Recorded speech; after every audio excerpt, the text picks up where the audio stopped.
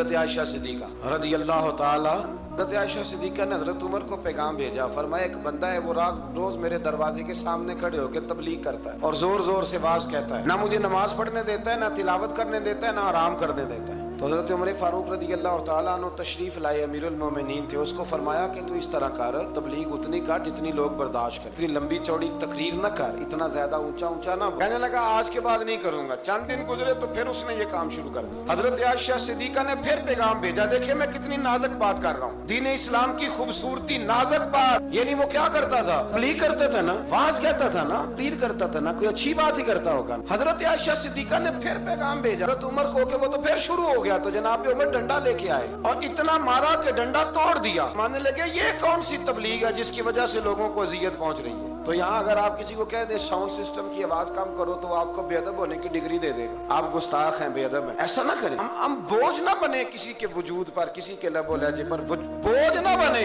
तो हज़रत उमर फारूक रज़ी अल्लाह ताला उन्होंने मारा, इतना मारा कि उसे तकलीफ हुई। मैं तो बोझ बनता है लोगों पे, अपने शर से लोगों को बचाएं, हमारी वजह से लोगों को तकलीफ पहुंचने लगी, हमारे मिजाजों में सख्ती आ गई, हमारी तबीयतों में घुटन पैदा हो रही। मतलब फटाफट एक बंदा आता है तो कहता है जी मैं अहम हूँ, पहले मेरी सुन ली। अब कैसी बात कर रहे हैं, ये आपने गलत तरीका इख्तियार किया है। और हमारे यहाँ ना कुछ लोग ऐसे होते हैं कि दोनों तरह से मामला गड़बड़ है। अगर आपने अमीर की सुन ली पहले तो गरीब नाराज है, और अगर गरीब की पहले सुन ली तो कहते हैं ये कारकुन था ना, हम कभी कभी आते हैं ना। दोनों तरफ मामला गड़बड़ है। हज़रत उमर फारूक रज़ी अल्लाह ताला अन्हु खड़े थे, हज़रत साद बिन अबी वकास के साथ ना कोई बातचीत कर रहे थे। हज़रत उमर फारूक हज़रत साद और जंगी मामलात में बात कर रहे थे। तो एक देहाती आ गया बद्दू, उसने आके फटाफट कहा हुजूर वो फलानी बात करनी थी। तो फरमाया जरा ठहर जा, बात कर रहा हूँ। उसने फिर कहा बड़ी अहम बात हो रही है, बड़ी जरूरी बात। फिर मुदाखलत की, हुजूर वो मेरी सुन ले। तो जनाब उमर ने दुर्रा मारा। मान लगे तुझे समझ नहीं आती बात कर रहा। अभी दुर्रा मारा ही था कि हज़रत उमर परेशान हो गए। हज़रत साद बिन अबी वकास कहते हैं मैंने